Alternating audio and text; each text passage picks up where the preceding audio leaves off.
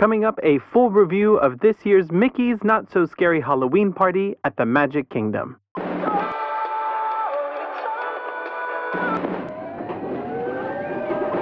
Disney presents Beyond the Kingdoms.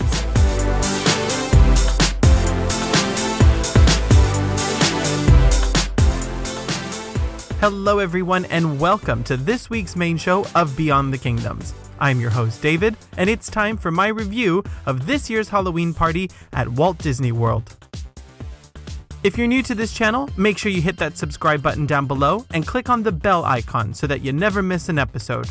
But let's not waste any more time and jump right into this review. If you watched my party guide episode, you saw my recap on last year's candy trails and character locations. This year, there were some changes to both, and all of these changes vastly improved the overall experience of the party. So let's first confirm all the candy trail locations for 2018. This year, there are once again 13 candy locations and technically a 14th location at the Main Street bypass, which is something you can do when you first enter the party. In Adventureland, there are 2 trails this year. That's one less from last year, and they are at the Jungle Cruise entrance, and according to the party map, the second is at the Pirates of the Caribbean entrance. On my night of the party, it was at Tortuga Tavern instead. I'm not quite sure why this happened because both locations are covered, so the rain had nothing to do with it. In Frontierland, there are 3 stations this year. That's one more than last year. And this is where you'll find one of the new locations for 2018. Instead of the Tiki Room getting a trail, the Country Bear Jamboree has a candy location this year. But the 2 other Frontierland locations are at the covered walkway towards Splash Mountain. It's not too far from that playground that's under the train station, and at the raft landing for Tom Sawyer Island. And the Tom Sawyer Island stop is the only station that gives you an alternative to candy. Here they have packs of Go-Go Squeeze applesauce. This could be great for really little ones, and they are gluten, nut, and dairy free. In Liberty Square, there's only one station. Usually, this land has a candy trail at the riverboat landing.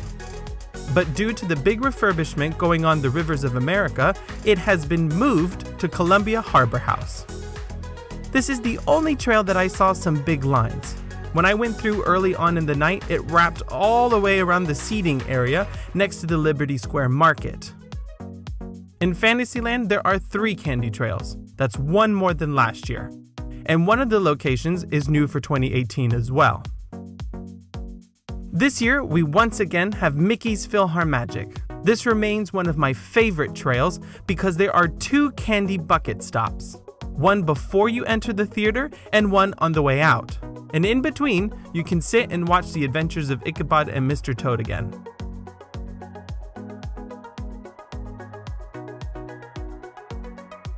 The next one in Fantasyland is at Pinocchio's Village House. I missed this one last year, and I'm really glad I did it this year, because it seems to get completely overlooked. And again, there are 2 candy bucket stations. The 3rd trail here in Fantasyland is new for 2018, and that's inside Ariel's Grotto. Now, let's move on over to Storybook Circus. And like I suspected, there was a lot of shuffling around in here. This land has 1 candy trail, and this year it's at the queue area for the Fantasyland train station. Then finally, in Tomorrowland, this year we have 3 candy trails. That's one less than last year. But these are some really great trails. First, we have one in Cosmic Ray's Starlight Cafe. And the second is the entrance ramp to Carousel of Progress, which is a very good one to loop around a few times. And finally, the last trail is the 3rd new location for 2018, and that's Monsters Inc. Laugh Floor. This was my favorite and up there with PhilharMagic because there are 2 bucket stops again, and if you need to take a break, you can sit down in the theater inside. So, moral of the story, we've got the same number of candy trails. 3 of them have 2 bucket stops in the one trail, and those are the ones to hit if you're only doing a few of the candy stops. Fantasyland and Tomorrowland are my overall favorite places for candy. And similar to last year, you can still pick up those green tokens at all of these trails so that you can redeem your allergy-friendly candy.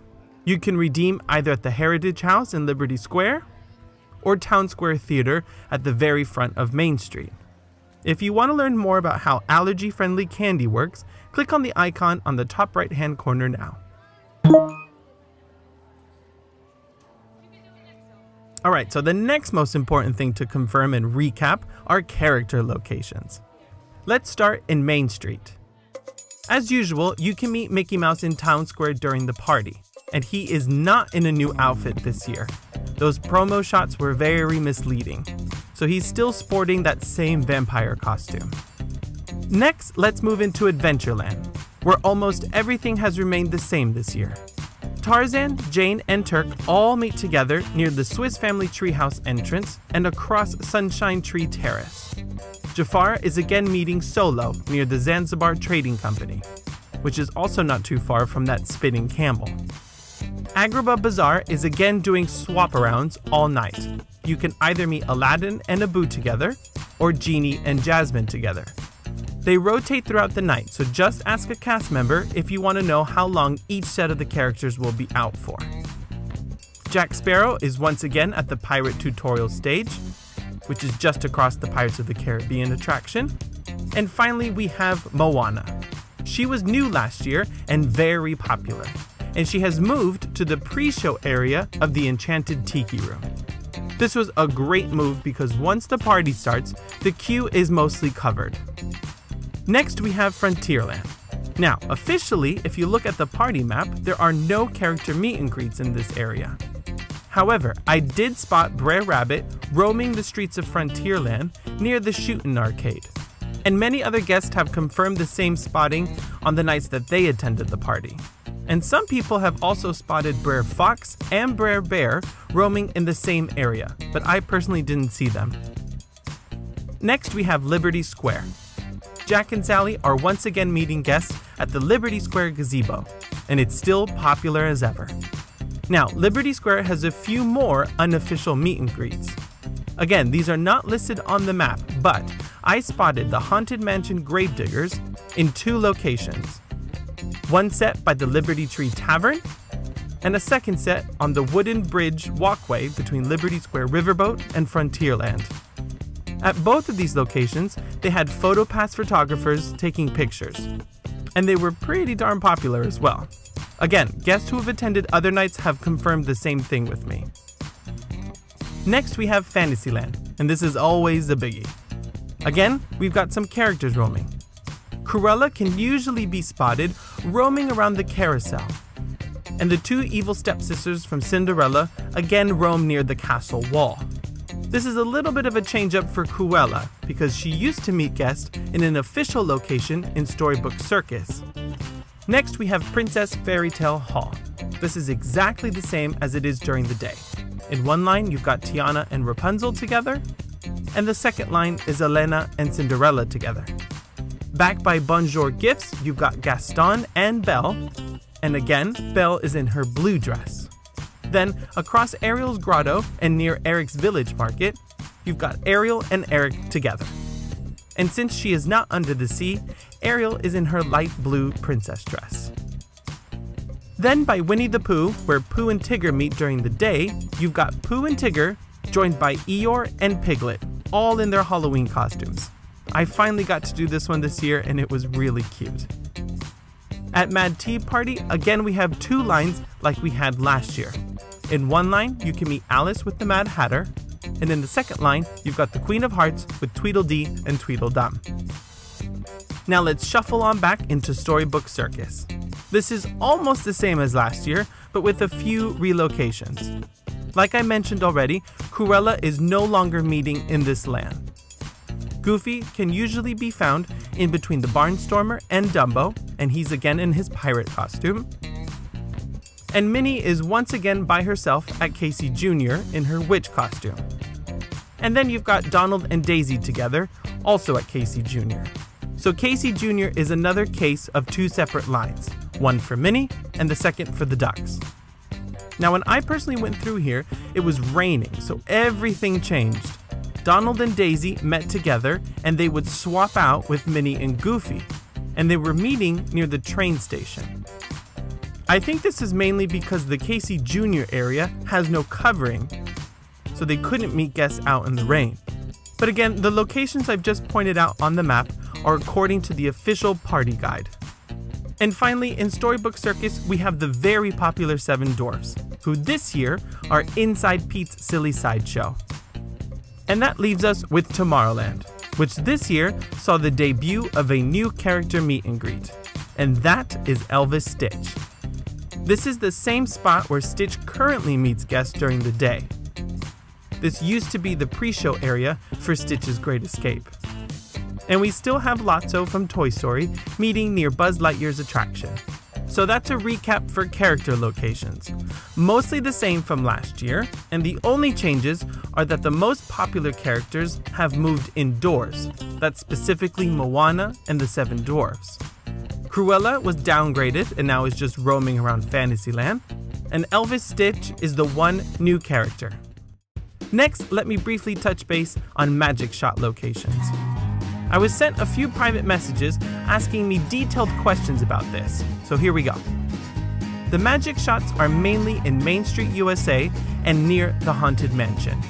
And while photographers are in some of these locations all day, the actual magic shots aren't available until 7 p.m. when the official party starts.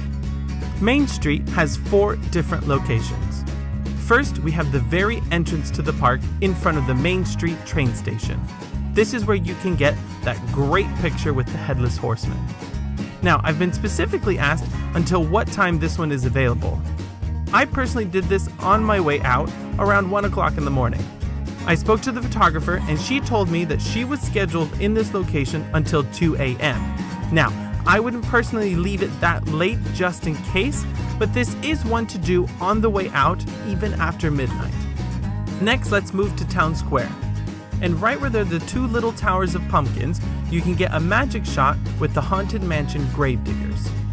Then, on Main Street itself, there are 3 different magic shots you can get, and there's usually several photographers positioned here. One magic shot is with the cauldron and the poison apple from Snow White. Another is with a flaming pumpkin. And finally, one is with the Haunted Mansion ballroom dancers. Like the Headless Horseman spot, this one continues after midnight. I saw plenty of people doing these on their way out of the park in between midnight and 1 a.m. And finally, we've got the few locations by the Haunted Mansion. One is by the hearse in the courtyard in front of the mansion itself. The next one is one of my personal favorites. This is by the entrance to the ride where you can take a picture holding a lamp.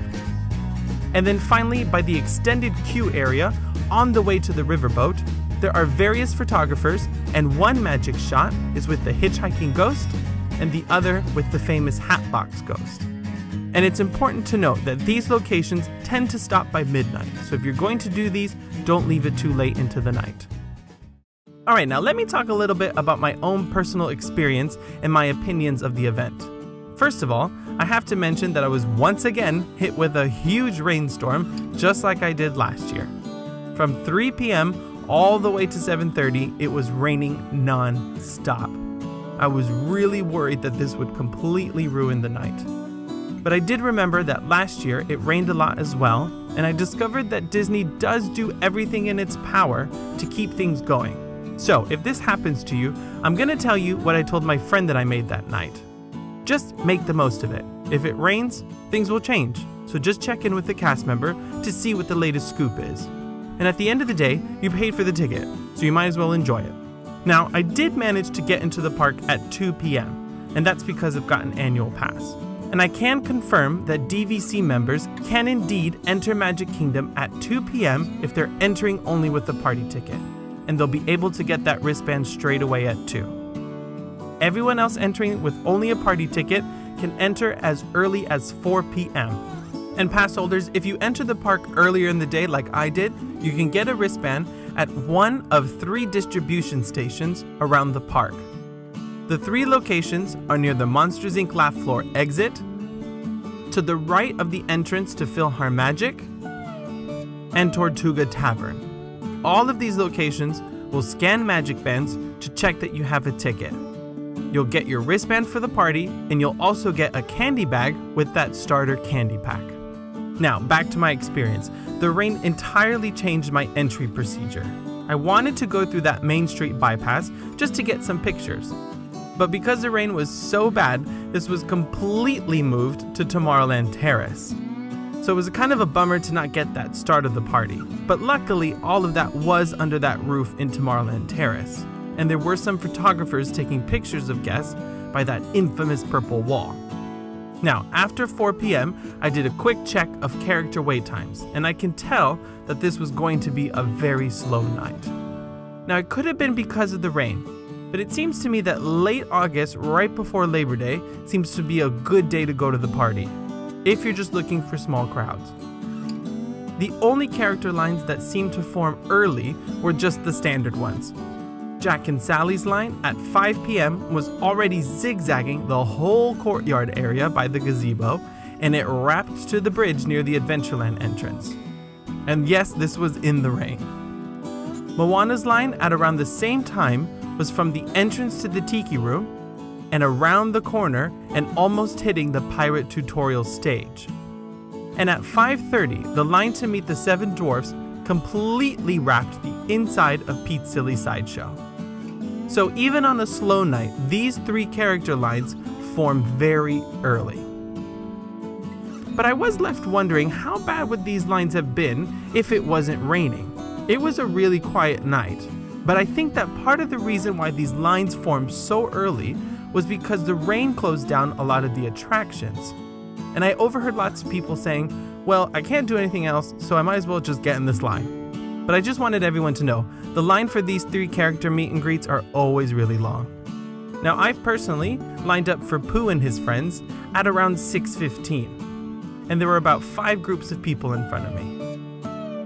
They came out promptly at 7, and I was done by 7:15. So again, if you're not doing the popular characters, stick to that whole concept of lining up for somebody around 6:15 or 6:30. It's a good way to start the party. Luckily, the rain stopped by 7:30, and everything for the rest of the night was in full swing. So again, I still had a great time. And it was wonderful to go on a less crowded night. Excluding those biggies, all of the character wait lines were about 20 to 30 minutes. The only characters that seemed to be a little bit longer than the average ones, but not quite as big as the really popular ones, were Pooh and his friends and Stitch. Those lines seemed to hover around 30 to 40 minutes throughout the night. Again, these times will definitely go up the closer you get to Halloween. Now, specialty food is of course another great aspect to the party. And luckily, I tried half of the party treats and a few more daytime treats on my second day at Magic Kingdom. But I'm going to save my thoughts on the food for a review later this week. But I will say this, so far my favorite treats during Halloween at Magic Kingdom are the pumpkin cheesecake at Main Street Bakery. This one is only available at the party. And 2 other favorites of mine are available all day at Magic Kingdom. The Poison Apple Cupcake, also at the bakery, and the Maleficent Black Waffle Cone. That one's at Storybook Treats. So good. But again, you'll have to wait for my food review later this week for more details. Alright, let me start wrapping up this review and take a look at some of the attractions during the party. I specifically took note on wait times for attractions this year. Again, this was a slow night, so I suspect later in the season, these wait times will go up a little bit. But I just wanted to give you an idea of what I experienced. If you didn't know, Disney this year has started to escort day guests out of the park by 6 p.m. That's a full hour earlier than the old time of 7 p.m. And I could tell that this drastically improved the wait times on the attractions right at the beginning of the party. At 7 p.m., the longest wait times in the park were the 7 Dwarfs Mine Train at 40 minutes, Tomorrowland Speedway at 20, and Winnie the Pooh also at 20. Everything else was 15 minutes or less, even Peter Pan. So before the party started, in that 4 to 6 time window, I managed to get on Pooh, Under the Sea, Small World, and Haunted Mansion, all of them without a fast pass. So I think this new exit procedure for day guests definitely helps. Then later into the night at around 8:45, the longest wait times were 7 Dwarfs at 35 minutes, Peter Pan at 25, and Haunted Mansion at 20. Everything else was 15 minutes or less. So again, if characters are not important to you, you can get on a heck of a lot of rides during the party. But let me highlight some of the attraction enhancements that happened for the party this year. The first was at Pirates of the Caribbean, and I'll admit, this one wasn't that special. Disney stated that actors would be throughout the attraction looking for Gunpowder Pete. In reality, there was one actor in the jail in the queue area, a second actor in the loading area, and he was specifically warning you about Pete, and then finally Gunpowder Pete himself was on a bridge in the ride. And to clarify, none of these actors were jumping out of dark corners, so this is nothing too scary for the little kids. Now, I wasn't expecting scare actors or anything like that, but I think only getting 3 was a complete bummer. And I guess I kind of expected all of them to be in the ride itself. I think this one was a little bit overhyped. It's something that was good in theory, yet not so good in reality. The second enhancement was at Mad Tea Party. This got an updated lighting effect. Now this one was better, but I think that's because you knew what you were getting. The expectations were set, and there's only so much cool new lights will do. So it's fun, it's a little different, and luckily it doesn't increase the wait times. So that one's alright. The final enhancement was at Space Mountain. This one was the best. Again, the enhancement was very simple. Disney just turned off all the lights and changed the music. Now, I know what you're thinking, David, Space Mountain is already in the dark, yes I know, but they really do turn off everything. That Blue Star Tunnel, the lift hill, all of it, pitch black. And this actually made the experience really scary. This one is proof that you don't have to do anything major to change the experience. I mean, I would prefer that they do something a little bit more elaborate like they do at Disneyland, but I'll take this one. It's a simple choice, but it pays off. And in my opinion, this is the one of the 3 that I would really make time for. And finally, let's take a look at entertainment again. The only new entertainment offering this year is the Disney Junior Dance Party, and this is back in Storybook Circus. This is great for little ones. I immediately thought of my little niece. You've got Doc McStuffins here and Timon, and it's just a really clever place to have this. It's covered, it's in the back corner, it's a really safe and secluded place for toddlers to blow off steam. This one was smart. Now, I want to point out that in my guide episode, I said that this ended at 10 p.m., but I stand corrected. This dance party runs from 7 p.m. all the way to midnight, just like the Scream-A-Ween Ball in Tomorrowland. Now, in terms of the big entertainment, the fireworks, the parade, and the stage show are all relatively the same. Again, I could tell that this was a really quiet night because I scored a great spot right near the hub at 11 p.m. during the second Hocus Pocus show. And I got this spot specifically to watch the second showing of the parade, which was at 11:15. Now, I usually sit on Main Street, so it was nice to get this different angle. And the only changes I noticed here is that Tinkerbell is on a treasure float. I don't necessarily remember that from last year. And instead of the Peter Pan crew on that big pirate ship, you got Jack Sparrow. But otherwise, it's pretty much the same. Now, after the parade, a lot of people seemed to leave the park. So I scooted up all the way to nearly the front of the crowd to watch the final midnight showing of Hocus Pocus. I absolutely love this show still. Those 3 girls playing the Sanderson sisters are absolutely hilarious. And let me say, I applaud these guys for doing this in August because it was hot. That could not be easy.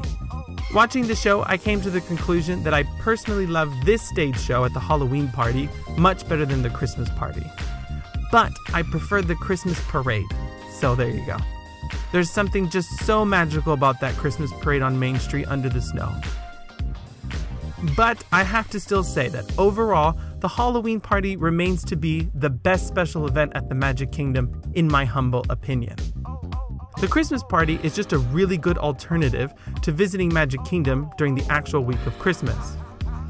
And I've always said this, I'm a Christmas person through and through, but Halloween at the Magic Kingdom is something everyone should experience at least once. But I will have to admit, going this early in August is a little too early for me. I struggled to get into the full Halloween spirit, and it was just too darn hot.